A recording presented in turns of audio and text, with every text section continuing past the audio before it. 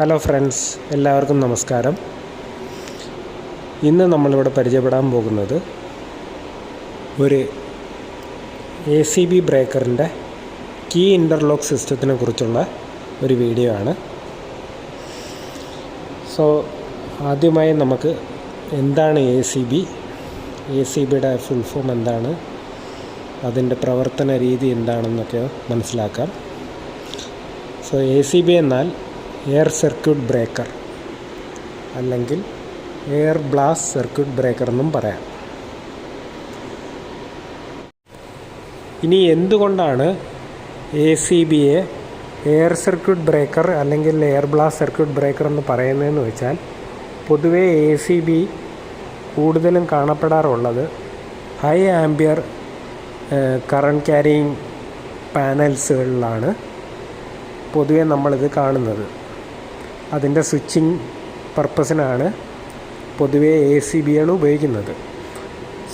ഈ high ampere switching നടക്കുമ്പോൾ, on of സംഭവിക്കുമ്പോൾ സ്വാഭാവികമായിട്ട് ഒരു സ്പാർക്ക് ഫോം ആവാൻ സാധ്യതയുണ്ട്. ആ സ്വിച്ചിങ് സമയത്ത് ഒരു സ്പാർക്ക് ഫോം ആവാൻ സാധ്യതയുണ്ട്. ഈ സ്പാർക്കിനെ ഡിസോൾവ് ചെയ്യാൻ, നിർവീര്യമാക്കാൻ ഇവിടെ എയർ എന്ന് പറയുന്ന മീഡിയയാണ് ഈ സർക്യൂട്ട് ബ്രേക്കർ ഉപയോഗിക്കുന്നത്. ഈ എയറിനെ ഒരു നിശ്ചിത പ്രഷറിൽ ബ്ലാസ്റ്റ് ചെയ്യിപ്പിച്ചു ഈ സ്പാർക്കിനെ നിർവീര്യമാക്കുന്നു. ഇതുകൊണ്ടാണ് ACBയെ എയർ സർക്യൂട്ട് ബ്രേക്കർ എന്ന് പറയുന്നത്. ഇനി നമുക്ക് എന്താണ് ഒരു ഇൻ്റർലോക്ക് സിസ്റ്റം, എന്താണ് ഒരു കീ ഇൻ്റർലോക്ക് സിസ്റ്റം എന്ന് മനസ്സിലാക്കാം. ഇൻ്റർലോക്ക് സിസ്റ്റം എന്ന് പറയുന്നത് പൊതുവേ ഒരു സേഫ്റ്റി സിസ്റ്റമാണ്.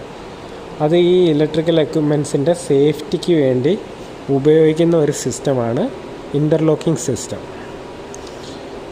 ഈ ഇലക്ട്രിക്കൽ എക്യുപ്മെൻറ്റ് ശരിയായ രീതിയിൽ, ശരിയായ ക്രമത്തിൽ പ്രവർത്തിക്കുന്നു എന്ന് ഉറപ്പുവരുത്താനുള്ള ഒരു സിസ്റ്റമാണ് ഇൻ്റർലോക്കിംഗ് സിസ്റ്റം. ഇൻ്റർലോക്കിംഗ് സിസ്റ്റം പൊതുവേ രണ്ട് തരത്തിലുണ്ട്. ഇലക്ട്രിക്കൽ ഇൻ്റർലോക്ക് ഉണ്ട്, മെക്കാനിക്കൽ ഇൻ്റർലോക്ക് ഉണ്ട്.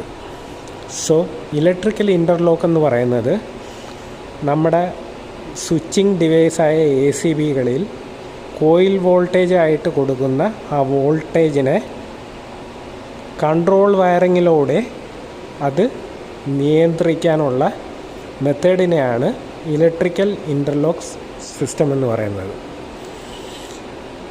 ഇനി മെക്കാനിക്കൽ ഇൻ്റർലോക്ക് എന്ന് പറയുന്നത് മെക്കാനിക്കൽ സാധനങ്ങൾ ഉപയോഗിച്ച്, റോഡ്, കീ എന്നെല്ലാം ഉള്ള സാധനങ്ങൾ ഉപയോഗിച്ച് സ്വിച്ചിങ് ഡിവൈസിനെ നിയന്ത്രിക്കുന്ന രീതിയാണ് മെക്കാനിക്കൽ ഇൻ്റർലോക്ക് സിസ്റ്റം.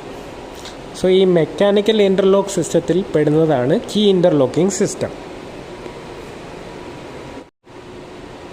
നമുക്കിവിടെ കാണാം, ഈ MDBയിൽ പൊതുവെ കാണപ്പെടുന്ന ACBകളിൽ നമ്മൾ കീ ഇൻ്റർലോക്കിംഗ് സിസ്റ്റമാണ് മെക്കാനിക്കലി ഉപയോഗിക്കുന്നത്.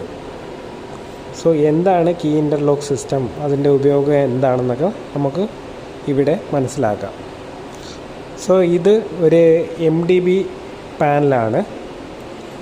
ഈ MDB പാനലിൻ്റെ ഇൻപുട്ട് 3 ഓപ്ഷനാണ് കൊടുത്തിരിക്കുന്നത്. ഇവിടെ 3 ഓപ്ഷൻ എന്ന് പറയുന്നതിൽ ഒന്നാമത്തെ ഓപ്ഷൻ എന്ന് പറയുന്നത് ട്രാൻസ്ഫോമർ ഓപ്ഷനാണ്. അത് ഡിസ്ട്രിബ്യൂഷൻ മെത്തേഡ് ഉപയോഗിച്ച് ട്രാൻസ്ഫോമറിൻ്റെ ഔട്ട്പുട്ടിൽ നിന്ന് ഇവിടെ ഇൻപുട്ടായിട്ട് ആദ്യത്തെ ACBയിലാണ് കൊടുത്തിരിക്കുന്നത്. രണ്ടാമത്തെ ഓപ്ഷൻ എന്ന് പറയുന്നത് ജനറേറ്റർ ഓപ്ഷനാണ്. ജനറേറ്ററിൻ്റെ ഔട്ട് ഡയറക്റ്റായിട്ട് ഇവിടെ കൊടുത്തിട്ടുണ്ട്. മൂന്നാമത്തെ ഓപ്ഷൻ എന്ന് പറയുന്നത് ബസ് കപ്ലിംഗ് ഓപ്ഷൻ എന്നാണ്, ബസ് കപ്ലർ ഓപ്ഷൻ. 3 ഇൻപുട്ട് ഓപ്ഷനാണ് ഇവിടെ കൊടുത്തിരിക്കുന്നത്. ഈ 3 ഇൻപുട്ട് ഓപ്ഷനിൽ അറ്റ് എ ടൈം ഒരു സമയത്ത് ഒരു ഓപ്ഷൻ മാത്രമേ നമുക്ക് ഉപയോഗിക്കാൻ പാടുള്ളൂ. മനസ്സിലായോ? ഇതിൽ ഒന്നിൽ കൂടുതൽ ഓപ്ഷൻ ഉപയോഗിച്ച് കഴിഞ്ഞാൽ ഷോർട്ട് സർക്യൂട്ട് ഉണ്ടാവും. അത് വലിയ നാശനഷ്ടം ഉണ്ടാക്കാൻ സാധ്യതയുണ്ട്. സോ ആ ഒരു അപകടം നിയന്ത്രിക്കാനാണ് ഇവിടെ മെക്കാനിക്കൽ ഇൻ്റർലോക്കായിട്ട് കീ ഇൻ്റർലോക്ക് മെത്തേഡ് ഉപയോഗിക്കുന്നത്.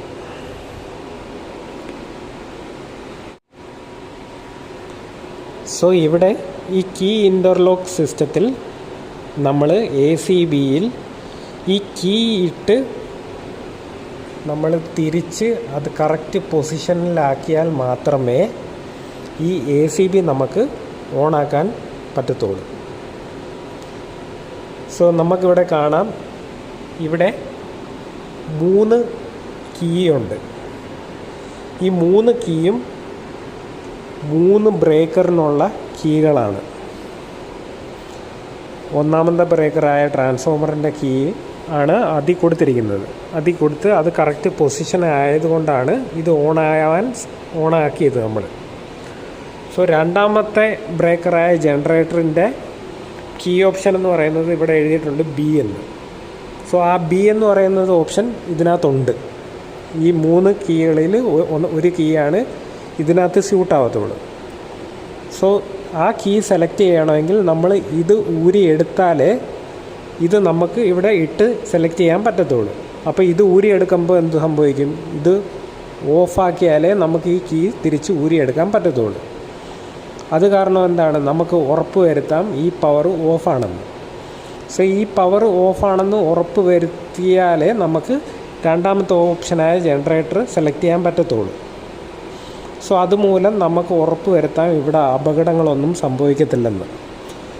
So in case generator work ചെയ്യുന്നില്ല, ജനറേറ്റർ ഓപ്ഷൻ നമുക്ക് സെലക്ട് ചെയ്യാൻ പറ്റുന്നില്ല എങ്കിൽ മൂന്നാമത്തെ ഓപ്ഷനായ ബസ് കപ്ലിംഗ് ഓപ്ഷൻ നമുക്ക് സെലക്ട് ചെയ്യാം. അതിൻ്റെ കീ നമ്പർ ഇവിടെ C എന്ന് കൊടുത്തിട്ടുണ്ട്.